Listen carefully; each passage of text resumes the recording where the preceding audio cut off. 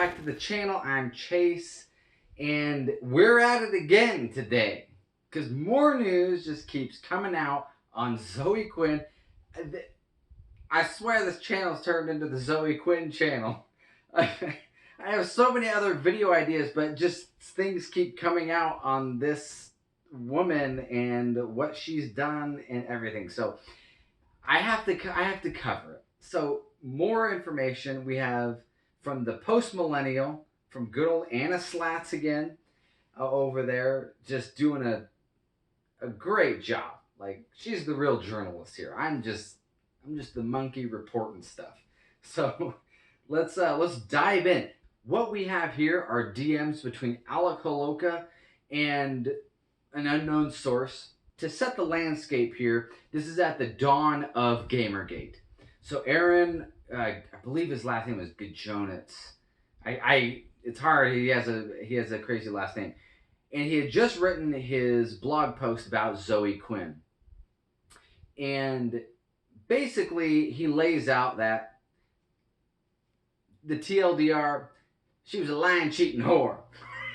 Okay, that was the blog post, and then from that, Zoe Quinn basically really ran with that, claiming victim status and misogyny and all sorts of things, which basically took it into a tailspin, and the fallout was Gamergate, and it became a much bigger issue.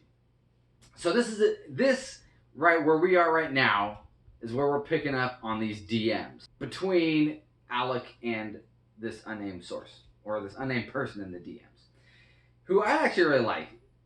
Whoever he's talking to, they're very base. Like, their comments are very succinct and just like to the point. So anyway, let's go ahead and just dive right in. And Holowka had reached out to express fear about telling his story. So telling his experience with this woman. What am I saying? Holy crap, there's a term. Woman. With this woman. There we go. How did I forget that? Alright, anyway. Holowka reached out to express fear about telling his story, saying, I've been trying to talk to friends about it for a couple years. He wrote, I thought about sharing my story with her a few times, but was always scared to. And so let's read some of these DMs. It's interesting. I've been talking to friends about it for a couple years. This is August 18, 2014. So we're in August of 2014. If talking about her doing this, being terrible, ruins my career, I don't want a career in this industry. Yeah, I'm really confused by the people who are angry about this being shared. Wonder what the dude thought before sharing it. Speaking of Aaron, I thought about sharing my story with her a few times, but was always scared to. I think he was completely emotionally wrecked and angry, but it doesn't change what she did, in my opinion. Your story would give credence to his, but it's a risky move, so I totally understand. There's so much backlash if you go into that area. Yeah, I mean, long before he posted this. So in the chat, Holowka also said he was wary of making Quinn angry and often had to look for solutions that wouldn't upset his former partner. So this is interesting, okay? Because Zoe Quinn paints the picture in her allegations, that Holowka was just an awful human being, confined her to the house.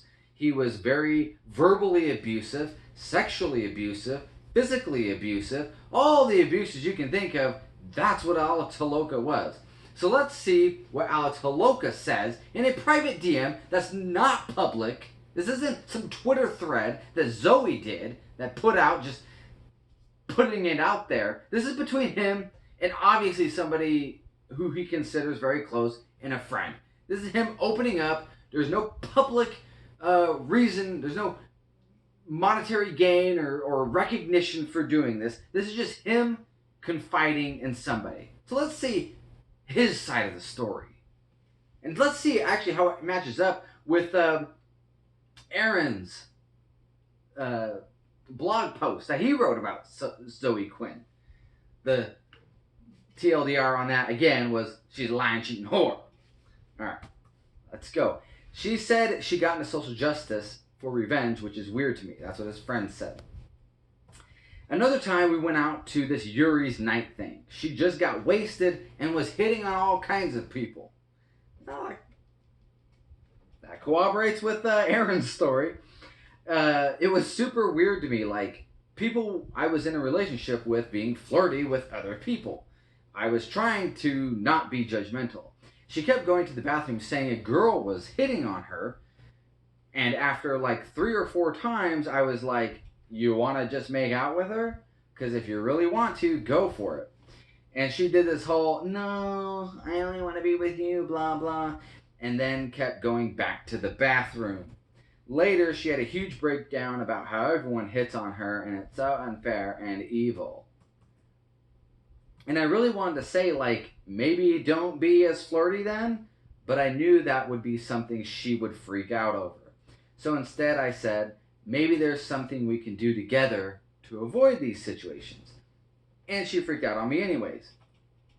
Got really angry at me, and I was said that I was discounting her personal experience. In no way was I doing that. I was quite open to listening to and trying to understand her personal experience. And then his friend, like there are genuine instances of victim blaming. Telling someone don't put out signals if you don't want to get hit on isn't one. I'm assuming it's a guy. It could be a girl too. But whoever this, I love their response. They're always so just base and just like, it's a friend you want. Like, they're always giving out just solid, like, here's the deal. Anyway, so what we have here, the picture is Zoe's at this bar or whatever it might be, this nightclub, and Zoe is the one just going out and flirting and just being a social butterfly, I guess you could say, and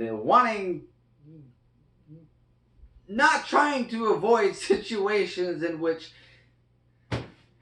she can hurt Alec on that relationship level. And apparently, she couldn't care less. Because that's the thing. If you're doing something, you don't do that. If you're with somebody, like, you dance with who brought you. In direct contrast to Quinn's statement, Holowka paints a very different picture of their time together in Winnipeg, suggesting that despite problems present in the relationship, he had been so infatuated with her that he offered to pay for couples counseling to keep their relationship healthy. This is interesting to me. Okay? Well, let's just read it and I'll give my commentary. So when we first started being a thing in a thing, she came to Winnipeg. I was living there at the time. Alec starts. She is always in a bad situation. Something bad always happened. His friend responds. Right off the bat, I was like so in love with her and so happy with the relationship that I suggested we go to couples counseling. As like a, hey, this is really great. Let's keep it that way by having a neutral third party around to talk about stuff. And I offered to pay for it and whatever because I knew she was broke. Her response to that was, well, if you think you need that. And I was like, no. This would be for the both of us to talk about whatever is going on. Well, if you think you need that, here's the thing. First off, I think Alec was, in this situation, I think Alec was so in love with the idea of being in love, and he just didn't read the signs that he's in a bad relationship. I don't think he was ever in an actually good relationship with her. Because when you're in a good relationship, all right, I don't know, you're not like, hey, you know, we have a great time together. Our relationship is wonderful. You know what would make it even better? Couples counseling. Okay? You don't, that's not the first thought that comes to your mind. You go to couples counseling when your relationship is on the rocks. and things are bad, and you're fighting and arguing all the time. I'm pretty sure that's where it was. It's that they were fighting and arguing all the time, but he was so stuck with the idea of being in love, with her, that he was at least smart enough to realize that, if I do want this, we should probably work something out. And he just didn't want to admit that to her. I don't know what his deal was. But he was in a good relationship, and he recognized that on at least some level. Because things weren't going good. Because you don't go to couples counseling when things are great. You just don't. So here's the deal. Here's the picture that we are getting from Alec. Is that, honestly, Zoe was the cause of a lot of problems. She was the one going out and philandering with other girls and guys without a care for Alec's feelings. And when Alec even tried to promote something to fix the relationship, she didn't care at all. Very different from the public allegations she made against Alec and his credibility. And you know what the good thing is? Is even though Alec is gone, he's talking. He's talking. And I'm so glad that this is coming to light to shine a light on the problem of Zoe Quinn. Anyways, guys, that's the video. Thank you guys for watching. Go down and please like the video if you do. If you don't, that's all right too. And subscribe to the channel and hit that bell for notifications while you're at it. And I promise, this is not a Zoe Quinn only channel. There are other videos that I do and discuss over here. But this story has just really hit me in a personal way. Having dealt with suicide with other friends of mine, this story really hits home. And that's why I do that's why I do want to bring awareness to it. So anyway, tell me what you guys think of this story, this ongoing story. I think there's probably going to be more to come. But yeah, let me know in the comments. Love to hear what you guys think. And thank you guys for watching, and peace out.